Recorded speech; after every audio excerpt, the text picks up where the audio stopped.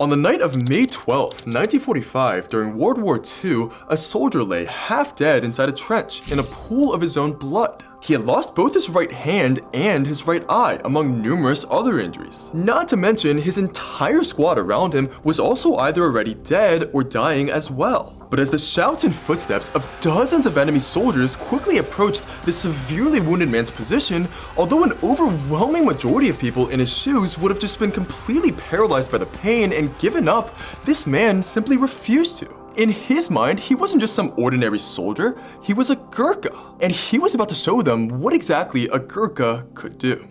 Welcome back, guys. My name is Andy Jang, and this is Hidden Stories.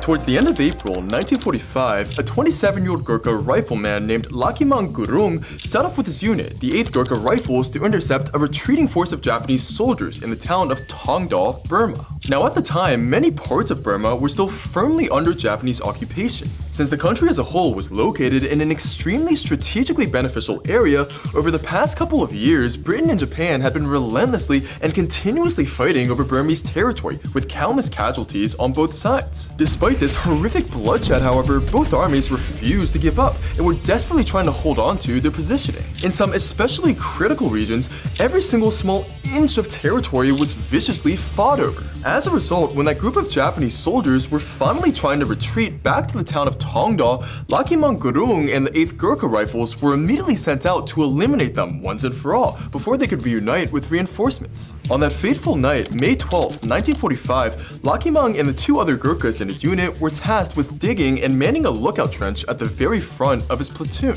But although everyone had just kind of assumed that they'd be able to easily surround and overwhelm what they saw to be this sparse group of completely demoralized and exhausted Japanese soldiers, they had no way of anticipating what was in store for them. At around 1:20 a.m. that night, Lakhiman was sleeping when he was suddenly jolted awake by one of his 2 comrades who was on lookout. This rifleman frantically informed him that the Japanese soldiers had launched a massive surprise attack on them and that he needed to get up now or they were all dead. Turns out, although Lakhiman and the 8th Gurkha Rifles had anticipated them surrounding the retreating Japanese soldiers, they had severely underestimated the size of the enemy army, and suddenly they were now the ones being surrounded by more than 200 enemy combatants. Since their trench was the very first line of defense against the Japanese soldiers before they would reach the rest of the 8th Gurkha Rifles, who would be even more caught off guard and completely outnumbered, Lakhiman and his comrades knew that they needed to try and take out as many of the enemy as they could to protect their fellow Gurkhas and to minimize the number of casualties in their entire unit. A Japanese victory at that point would have been a huge setback for the British, a setback that they just couldn't afford. So Lakhiman and his comrades mentally prepared themselves for a brutal fight until the very end. But as they each began to reach for their bolt-action rifles, a live grenade suddenly landed into their trench right next to them. It was a split-second decision. Without hesitation, Lakhiman immediately lunged towards the grenade, grabbed it, and flung it back out towards the Japanese. He had no idea how long the fuse had already been lit for, whether the grenade would have exploded in his own hand and killed him instantly. But still, even though he could have taken the relatively safer path of just diving out of the way, Lakhiman chose to put his life on the line for his comrades. And extremely luckily, he just managed to send the grenade flying away before it exploded, very close to them, but not actually hurting any of them. However, before any of the 3 Gurkhas could even process what had just happened, a second grenade suddenly landed inside the trench. Once again, Lakhiman bravely pounced on it and was just able to throw it out before it exploded. But when a 3rd grenade then landed into the trench, his luck finally ran out. Just as the grenade was leaving Lakhiman's fingers, it ignited right next to his hand. The explosion was devastating, since it had happened so close to Lakhiman, it immediately blew off his right hand, shattered his arm, nearly took off the right side of his face, and also sent deadly shrapnel flying into his body and his legs. Even his comrades, who weren't nearly as close to the explosion as he was, were either severely wounded or instantly killed on the spot. As Lakhiman lay there on the ground, missing an eye and a hand, shell-shocked and in unimaginable pain, a pool of his own blood blood started forming underneath him, pouring out of his numerous wounds. But although anyone else in his position just wouldn't have been able to even move, much less drag themselves up and just keep on fighting, Lakiman Gurung wasn't just anyone. Still, to this very day, the Gurkha riflemen from Nepal are widely regarded as one of the most dangerous, elite groups of warriors around the world. Although Gurkhas are often extremely humble and kind in general, in battle they are widely feared and respected for their shocking viciousness and unwavering courage. They've been described as being even more deadly than American Navy SEALs and are near legendary status in terms of their feats and accomplishments. All of which is to say that Gurkhas don't give up easily, if ever. Although Lakiman was in absolutely no state to keep on fighting, somehow he managed to muster up the unimaginable strength to sit up and grab his kukri knife, the signature weapon of the Gurkhas. Barely even fully conscious by this point, he jammed the knife point first into the ground in front of him, before roaring into the darkness, "No one will pass here today.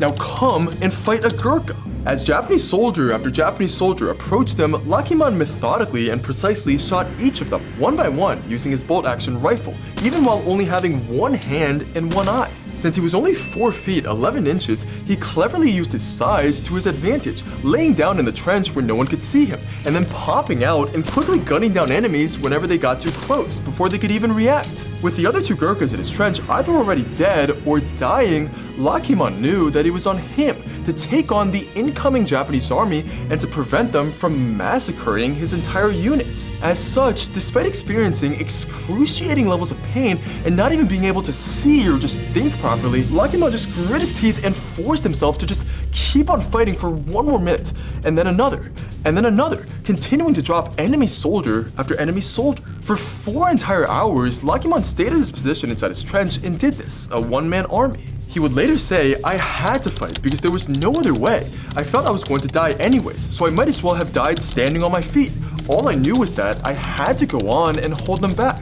By the time the battle was finally over and the Japanese were forced to retreat to regroup, out of the 87 enemy soldiers dead on the ground, 31 of them lay in front of Lakiman alone.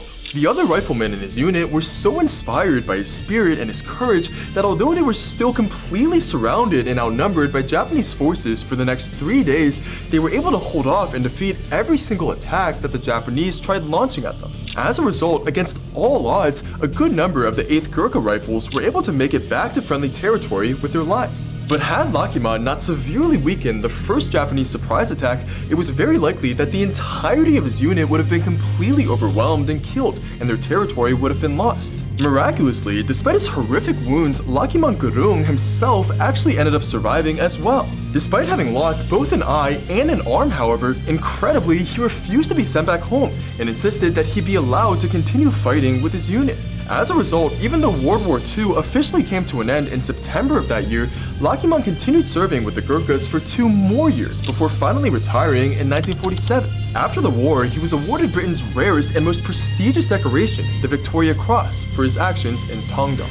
Even in old age, Lakiman never lost his fighting spirit and resilience. In 2008, when Gurkha soldiers were told that they weren't allowed to live in Britain, even though they had fought and risked their lives under Britain and helped them win the war, Lakiman, who was 91 at the time, dragged himself all the way to the British High Court, covered in his medals, and demanded that the law be repealed. In the end, his protest was successful. Lakiman Gurung passed away at the age of 92 in 2010. Take care, guys, and I'll see you all next week.